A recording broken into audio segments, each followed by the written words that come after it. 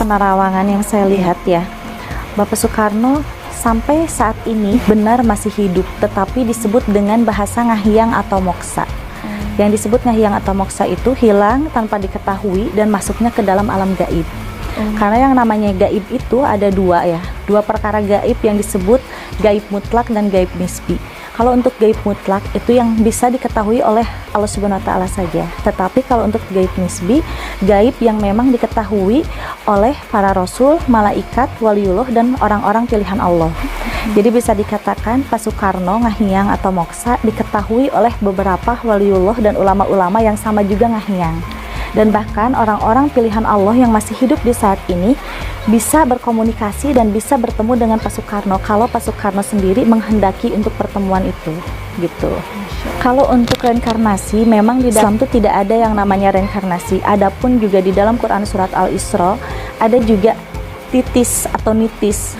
Kalau nitis itu berarti masih ke keturunannya.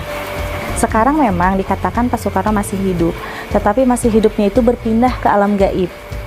Bisa bertemu dengan seseorang atau manusia yang masih hidup, tetapi kalau ada izin Allah, dan Pak Soekarno sendiri juga menghendaki pertemuan itu. Nah, di saat masalah reinkarnasi, sebenarnya itu di dalam Islam untuk Pak Soekarno reinkarnasi itu tidak bisa ya, kalau untuk Pak Soekarno pribadi. Karena Pak Soekarno itu tetap yang namanya manusia itu ada yang namanya takdir kematian. Kenapa ada disebut dengan takdir kematian? Karena sudah ada di dalam lauh mahfuz di saat manusia itu dilahirkan pasti ada tertera kematiannya itu tanggal berapa, bulan apa, dan tahun apa. Jadi tidak ada manusia yang abadi di muka bumi ini. Hanya saja yang abadi adalah salah satu nabi, yaitu Nabi Khidir alaihissalam. Tahun 1970-an dikabarkan atau diinformasikan bahwa Pak Soekarno itu meninggal dunia.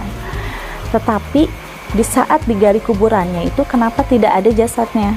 Nah, itulah yang disebut dengan moksa, bukan berarti untuk menghindari rezim, tetapi memang dengan izin Allah atas kesaktiannya yang luar biasa yang dimiliki oleh Pak Soekarno dan dengan kedikjayaannya yang seperti ada di dalam kitab Ugo Wangsit Siliwangi, bahwa siapapun berhak ngahyang atau moksa kalau ada izin Allah. Jadi bukan berarti menghindari sih sebenarnya, tetapi diselamatkan atas izin Allah dengan cara moksa.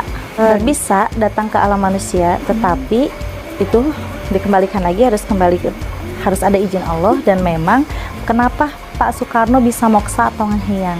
Karena semasa hidupnya dulu pada terakhir 1970-an dikabarkan meninggal. Jadi di saat beliau meninggal itu masih ada yang tertinggal, masih ada tugas yang memang belum terselesaikan. Jadi oleh Allah Subhanahu wa Ta'ala dikasih kesempatan untuk bisa menyelesaikan tugas tersebut. Di saat nanti tugasnya sudah selesai, barulah di situ tiba takdir kematiannya. Memang Pak Soekarno itu bisa dikatakan masih ada yang tertinggal atau pekerjaan yang belum diselesaikan, yaitu satu, cita-citanya hanya ingin membangun kemerdekaan Republik Indonesia dan ingin memakmurkan rakyat dan juga ingin mensejahterakan semua masyarakat di Indonesia, baik di negara lain. Memang sih dulu yang dilihat ya, begitu beliau sakit ginjal parah sekali di saat menyelesaikan proyek terakhirnya. Jadi Pak Soekarno itu di saat menyelesaikan proyek terakhir dengan membangun patung Dirgantara yang ada di Pancoran, sebenarnya itu untuk memberikan simbol atau filosofi untuk anak-anak bangsa bisa berbudi luhur, adil, bijaksana, dan mempunyai cita-cita dan semangat tinggi yang luar biasa. Harus bisa mencapai cita-cita itu sampai setinggi langit. Disitulah patung Dirgantara dijadikan, dan di saat pertengahan jalan Pak Soekarno itu meninggal dunia karena sakit ginjal. Sakit ginjal sampai di saat meninggal dunianya pun juga Pak Soekarno itu jenazahnya diiring-iringi oleh mobil ambulan dan juga mobil lainnya untuk melewati dan mengelilingi patung Dirgantara tersebut, karena itu sudah ada pesan dari sebelumnya.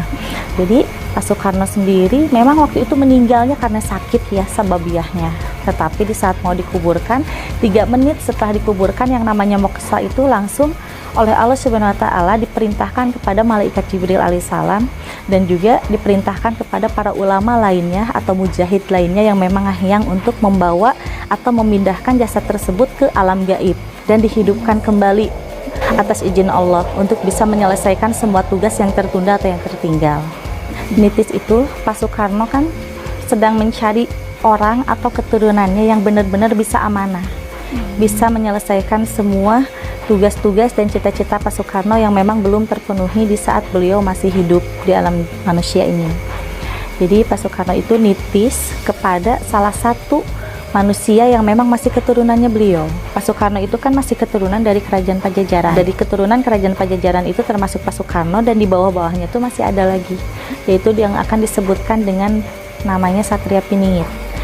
Jadi Pak Soekarno sebelum Satria Piningit itu bisa memakmurkan rakyat Indonesia, rakyat lainnya, dan juga sebelum Satria Piningit bisa menyelesaikan semua harta amanahnya, itu pasti Pak Soekarno tidak akan dulu meninggal, kalau yang saya tahu. Jadi akan tetap hidup dalam moksa atau dalam ngahyang, menghilang tanpa diketahui, tetapi bisa terus-menerus mendampingi atau menitiskan ilmu-ilmunya kepada Satria Piningit yang memang masih keturunannya. Jadi nitis itu bisa menitiskan ilmunya, kesaktiannya, juga bisa mendampingi orang tersebut yang akan menjadi Satria Piningit atau penggantinya Pak Soekarno. Jadi kan seperti yang sekarang beredar di masyarakat, katanya Pak Soekarno masih hidup ada di satu tempat. Kalau menurut saya itu bohong. Kalau misalkan memang benar, tidak akan mungkin. Karena yang namanya ngahyang atau moksa itu pindah ke alam gaib dan tidak ada orang atau siapapun yang mengetahui tempat tinggalnya, terkecuali Pak Soekarno sendiri yang ingin bertemu dengan anaknya atau dengan cucunya atau dengan keturunan lainnya. Jadi sekarang ini banyak sekali orang yang mengaku-ngaku katanya ini titisannya Pak Soekarno, terus ini Pak Soekarno. Sebenarnya tidak ada orang yang bisa, maksudnya contoh, Pak Soekarno itu kan ngahyang ya atau moksa, tidak mungkin bisa masuk ke dalam diri seseorang. Jin aja makhluk Allah, yang dikatakan jin, malaikat, iblis, siluman atau demit tidak bisa masuk ke dalam diri seseorang. Karena di dalam Quran surat Al-Baqarah tidak ada yang namanya kerasukan atau kesurupan. Karena kerasukan atau kesurupan ada pun nanti di hari kiamat, di saat orang atau manusia yang memakan riba, di dalam Quran surat Al-Baqarah ayat 275 akan dibangkitkan di hari kiamat menjadi orang gila atau orang yang seperti kerasukan. Jadi tidak ada iblis, jin, demit atau siluman yang bisa masuk ke dalam diri seseorang. Jadi gini, pada dasarnya di dalam hukum agama Islam, di dalam hukum agama manapun, tidak ada yang menjelaskan tentang dalil bahwa makhluk halus bisa masuk ke dalam diri seseorang. Jadi itu bisa dikatakan kalau orang yang kerasukan di dalam istilah medisnya itu adalah dissociative trance disorder, atau bisa dikatakan dengan DTD istilahnya. Dan bisa dikatakan dengan yang namanya pinisical syndrome atau pinisical hysteris. Di saat manusia itu kosong pikiran atau banyak sekali beban pikiran, sampai akhirnya contoh misalkan depresi lah gitu ya, akhirnya di situ bisa berfantasi dalam waktu yang sama dan bisa merubah suara. Terus di situ bisa menjadi orang seperti contohnya teriak-teriak sendiri, ketawa-ketawa sendiri, bisa merubah suara. Sebenarnya itu adalah dissociative trance disorder. Jadi dalam istilah medisnya itu adalah gangguan jiwa mental. Jadi memang kalau menurut saya ada yang bisa dikatakan orang kerasukan itu mengada-ngada, ada yang bisa dikatakan juga bahwa yang kerasukan itu adalah memang dia sedang banyak pikiran, tidak bisa meluapkan segala perasaannya, akhirnya seperti itu gitu. Ada juga yang memang orang itu bisa dikatakan kalau yang kerasukan itu penyakit sih kalau menurut saya.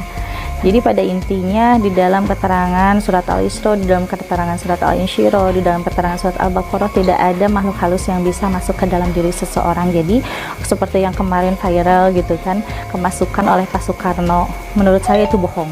Bisa dibuktikan kalau orang yang bohong. Di saat kesurupan itu ditinggalin aja oleh semua orang, tinggalin dia sendiri. Pasti dengan dirinya sendiri dia ketakutan dan akan sadar dengan sendirinya tanpa harus diobatin gitu. Tersugesti lah, bisa dikatakan tersugesti di saat kita membicarakan, contohnya membicarakan Pak Soekarno atau membicarakan makhluk halus yang lainnya, tersugesti, terambisi, akhirnya jadi gitu. Itu yang dikatakan dengan pinisical syndrome atau pinisical hysteris. Harta amanah Pak Soekarno itu memang betul ada, tetapi yang selama ini orang-orang cari itu memang belum waktunya. Jadi di saat nanti tahun 2035 ke atas barulah itu waktunya hutang negara bisa terlunasi dengan harta amanahnya Pak Soekarno. Nah, seperti sekarang orang banyak yang bilang ada di sana, ada di sini, itu hanya ngaku-ngaku aja sih menurut saya. Karena nanti yang akan bisa mencairkan harta amanah tersebut atau cek beberapa yang ada di luar negeri itu hanyalah Satria Piningit yang memang dititisi oleh Pak Soekarno gitu. Jadi nanti di saat tanda tangannya itu, karena memang keilmuan dan kesaktiannya nitis ke dalam diri Satria Piningit itu, akhirnya Satria Piningit itu bisa menandatangani dengan jelas dan percis sama dengan Pak Soekarno pada zaman dulu. Ya, karena memang sudah ada kan, kita kembali ke masa lalu di saat Pajajaran dirajai oleh Prabu Siliwangi, itu kan sudah ada yang namanya Kitab Salamatakala. Kitab Salamatakala itu yang dirangkum menjadi Ugo Wangsit Siliwangi oleh Raja Pajajaran Prabu Siliwangi, dan Ugo Wangsit Siliwangi itu yang dipelajari oleh Pak Soekarno. Jadi di Ugo Wangsit Siliwangi itu ada 25 nama pemimpin yang memang adil dan bijaksana. Notonegoro itu adalah Nata Negara. Yang terakhir di nomor 25 sama dengan halnya Rasulullah atau Rasul, 25 Rasul, 25 Nabi. Yang terakhir itu kan Nabi Muhammad SAW. Nah, di Ugo Wangsit Siliwangi juga tertera 25 pemimpin yang sudah terduduki itu sampai ke 24. Ke-25-nya itu masih kosong dan akan diisi oleh Satria Piningit sebagai keturunan dari Pajajaran dan keturunannya Pak Soekarno juga. Asli orang Sunda. Karena kita akan kembali lagi ke belakang bahwa kerajaan Pajajaran pun juga itu disebutnya dengan kerajaan Sunda. Untuk semua pemirsa yang melihat tayangan ini, boleh percaya atau tidak, tetapi yang namanya gaib itu kita wajib percaya ya, karena itu adalah salah satu rukun iman yang memang ada di dalam rukun iman, bahwa gaib itu ada. Dan tetap hakikat kita hanya kepada Allah Subhanahu wa Ta'ala.